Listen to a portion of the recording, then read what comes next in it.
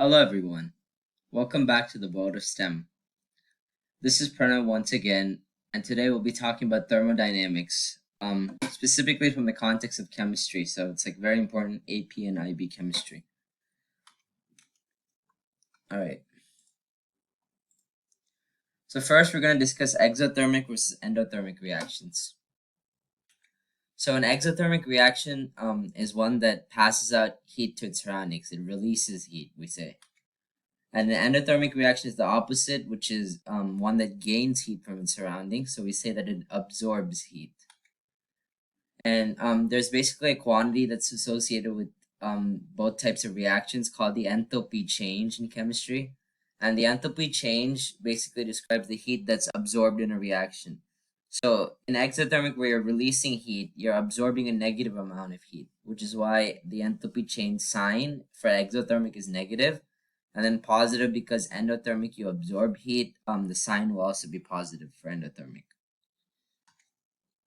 So let's look at some examples of exothermic versus endothermic reactions. So in exothermic reaction, an example would be the freezing of water. And in an endothermic reaction, an example would be dry ice sublimating into carbon dioxide gas. So the trend that we can notice here is that reactions that move from gas to liquid to solid, that move down in terms of states of matter, are exothermic reactions. And then reactions that are from solid to liquid to gas, that are moving up in terms of state of matter, are endothermic reactions. And another key point to note about phase changes is that the temperature is constant during a phase change, as long as you have both states of matter still present. They usually try to trick people on temperature related questions during phase changes, but just remember that temperature is always constant during a phase change. All right, now let's talk about heat capacity and transfer. So there's this primary equation associated with heat capacity. And the equation is that Q equals mc delta T. And the variables are defined below for this equation, and it's important that you know what each variable means.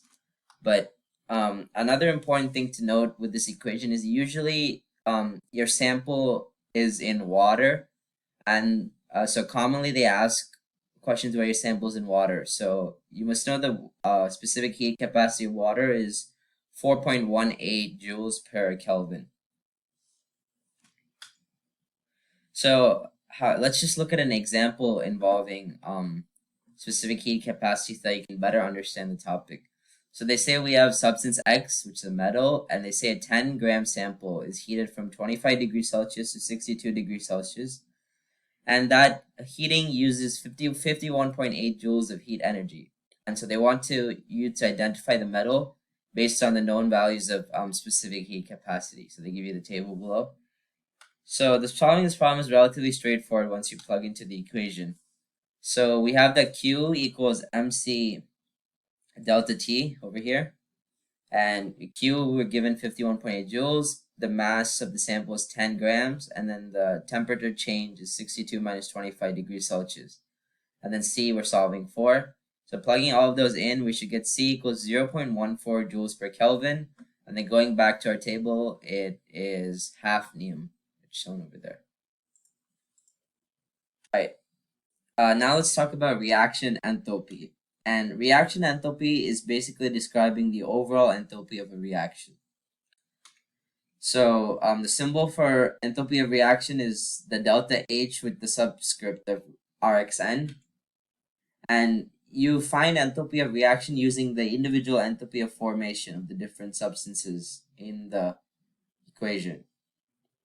So what I mean by these individual values is usually given a table like this of what the individual enthalpy of formations are for different substances in the problem before you start. So this is the equation for how to find the overall enthalpy of reaction for a process, and it basically states that it's the sum of the enthalpy of the products minus the sum of the enthalpies of the reactants.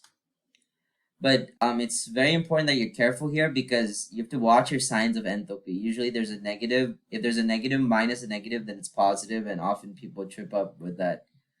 And there's also a key point that enthalpies of formations of elements in their standard state is 0. So what I mean by this is if you have like a carbon dioxide in its gaseous state or water in its liquid state, those are the standard states that they occur in nature. So enthalpy of formation of those substances, if they're involved inside the equation of a process, would be 0. So you shouldn't get tricked by that either. As usual, the best way to demonstrate is through a problem. So here we're given a reaction enthalpy problem where they give you an equation and they give you the individual enthalpy of formation values and they want the reaction. So over here, first of all, we should notice that we're given 3 and then O2 gas on the reactant side over here. But we know that oxygen is a diatomic and it's naturally present in the environment as a gas. So the enthalpy of formation for that 3O2 portion would just be 0. So for the products, we have the 2 zinc oxide solid over here, and then we also have the 2 SO2 gas. So plugging those values in with what we're given, we get that the enthalpy of the products, enthalpy of formation of the products is negative 1288 kilojoules per mole. And then for the enthalpy of the reactants, we have 2 times zinc sulfide, and then we ignore the 3 O2 as I said before. So the enthalpy of formation of the reactants is negative 406 kilojoules per mole.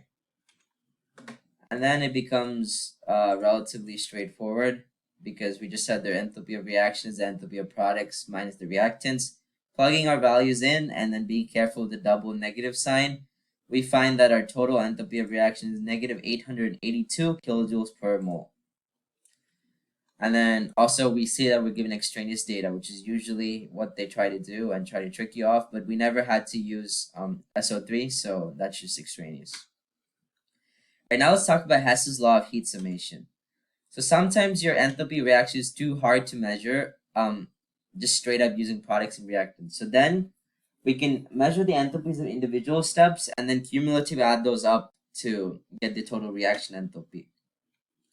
And some key points here to notice is that you have to reverse enthalpy signs if you're going from product to reactants in the step, because every process goes from reactants to products. Adjust your stoichiometry coefficients, and then ignore common elements or substances that are present over one or the more than one process that you're given enthalpies of.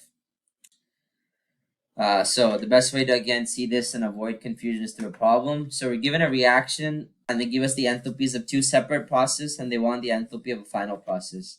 So first we have to notice that both CO and CO2 are given in both of the equations over here. There's a CO and there's a CO, and there's a CO2 and a CO2. So because they're present in both the individual steps, we ignore both those elements for our final calculation. And we have to only consider the Fe2O3 and then the Fe3O4.